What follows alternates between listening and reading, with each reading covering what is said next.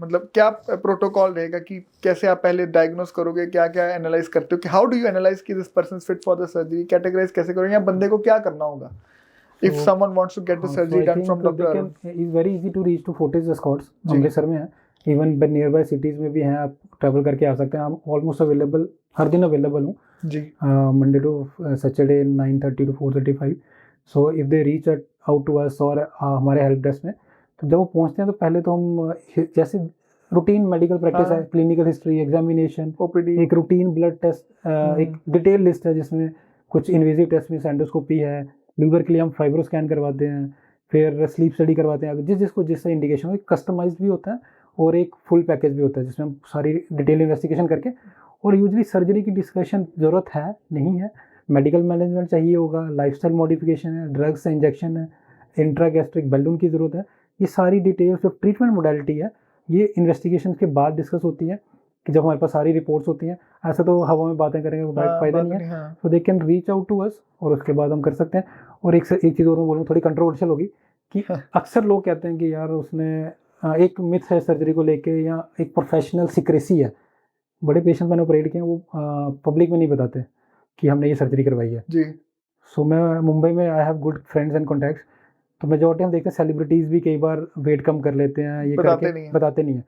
सो मैं आपको एक अंदर की बात बताता हूँ, majority 70 to 80% have underwent this surgery, even 90% वो ये सर्जरी करवा के वेट रिड्यूस करते हैं, इंप्रूव कर लेते हैं, बट प्रोफेशनल सीक्रेसी है, डॉक्टर तो जाके बताएगा नहीं और वो रिवील नहीं करते, हमें कॉन्फिडेंशियलिटी क्लॉज होता है। सो वो बाद में बताया जाता है कि हमने ये कर लिया, वो कर लिया, डाइट कर लिया, एक्सरसाइज कर ली, और कई बार लोग इस दिखावे में आके उन्हीं पाथवे चलते रहते हैं और सोचते रहते हैं कि हमारा क्यों नहीं कम हो रहा, इन्होंने कैसे कम कर दिया। तो वो एक समझ रहे हैं कि वो एक गिमिक है कि आपको ये चीज़ समझनी पड़ेगी कि what works best for you.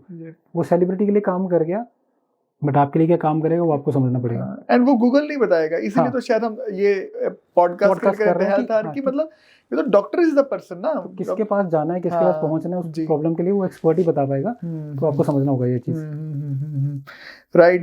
Doctor साहब, कुछ और मिथ्स लास्ट में आगे इस पॉडकास्ट में, कुछ ऐसे मिथ जो आप रूटीन में सुनते हो, आपको बड़ा गुस्सा लगता है यार ये क्वेश्चन क्यों पूछ रहा है, कुछ ऐसे मिथ जो सर्जरी के अराउंड है आप बताना चाहिए। एक तो मिथ यही है कि सर्जरी का पहले तो ये है कि खतरा बड़ा है, जान का खतरा। हाँ, अक्सर लोग बोलते हैं कि जी सर्जरी नहीं करवाएंगे, हम उठेंगे नहीं, बेहोश हो जाएंगे। बट एक सिंपल एग्जांपल बताता हूँ, 135 किलो की लेडी थी, कुछ दिन पहले 10-15 दिन पहले हमारे पास आए और मैंने हिस्ट्री ली तो कहते दोनों घुटने बदल चुके हैं, नी रिप्लेसमेंट हो रखा है, रीढ़ की हड्डी में प्रॉब्लम आई तो स्पाइन की सर्जरी भी हो रखी है। मेरे पास आया था कि गॉल ब्लैडर में स्टोन है जिसकी हल्की सी दिक्कत आ रही है, पेन आ रही है, तो वो रिमूव करवाना चाहते हैं। तो उनका इंश्योरेंस भी था, मैंने बोला आपकी सर्जरी कवर हो जाएगी, आप क्यों ना ये सर्जरी भी कराओ, दोनों चीज़ें साथ में कर सकते हैं तो आपका वेट लॉस भी हो जाएगा। बट उन्होंने मना कर दिया कि गॉल ब्लैडर तो सिंपल सर्जरी है, हर कोई करवाता है, ठीक हो जाएगा, बट इस सर्जरी में मैंने सुना है कि जान का खतरा है, या बड़ी कमजोरी आ जाएगी या वीकनेस आ जाएगी। तो पहली होगी जान का खतरा, तो मैं ही बता रहा हूँ एक्सपर्ट हैंड में ये सर्जरी 99.6% सेफ है, as safe as gall bladder removal, ठीक है। और सेकंड चीज़ आ गई कमजोरी आना। तो अगर आपका प्रोसीजर टेलर्ड है, मेड है आपके लिए, इंडिविजुअलाइज्ड अप्रोच बोलते हैं, आपके एक्सपर्ट ने आपको एक प्रोसीजर रिकमेंड किया है, सारी इन्वेस्टिगेशन सारे टेस्ट करवाने के बाद, तो आपको कमजोरी नहीं आएगी। ठीक है। और आप रेगुलर फॉलो पे रहते हो, 3 महीने 6 महीने साल भर, और रेगुलर फॉलो पे आ रहे हो टेस्ट पे, तो जब तक आपका वेट स्टेबलाइज होगा तब तक वीकनेस कुछ हद तक आती है। बट अगर आप फॉलो कर रहे हो एक डाइट प्लान, तो जब तक आपका वेट स्टेबलाइज हो जाएगा तब तक आपको वीकनेस ना के बराबर होगी। तो ये दूसरा मिथ हो गया कि वीकनेस बड़ी आती है। तीसरा ये है कि आप रूटीन एक्टिविटी भी नहीं कर पाओगे, वीकनेस से रिलेटेड नहीं कर सकते हो, बट आपको हाइड्रेशन मेंटेन करनी है अपनी, क्योंकि स्टमक साइज छोटा हो गया, इंटेस्टाइन बाईपास हो गया, तो एक अच्छी हाइड्रेशन डाइट के साथ। और मेरा ऐसा है कि मैं इवनिंग आवर्स में अवेलेबल होता हूँ, anyone can reach out to me on WhatsApp और कॉल। मेरे पेशेंट रेगुलर टच पे रहते हैं, छोटी मोटी इश्यूज भी हों, डाइजेशन से रिलेटेड कुछ है तो डाइटिशियन से या मेरे से कंसल्ट कर लेते हैं। आई थिंक लॉन्ग टर्म में वही है कि दूसरी चीज़ आती है, लॉन्ग टर्म में बहुत सी मेडिसिन लेनी पड़ेंगी। मेरे को किसी फ्रेंड ने बताई थी, ऑर्थोपेडिशियन, तो उसके किसी रिलेटिव ने कराई थी सर्जरी कहीं से, और वो फॉलो पे नहीं गए और मेडिसिन खाए जा रहे हैं साल भर से, कहते हर महीने 8-10 हज़ार की मेडिसिन खा रहे हैं। मेरे पास आए, मैंने मेडिसिन रिवाइज की, कहते तो 500 रुपये की आई मेरे को।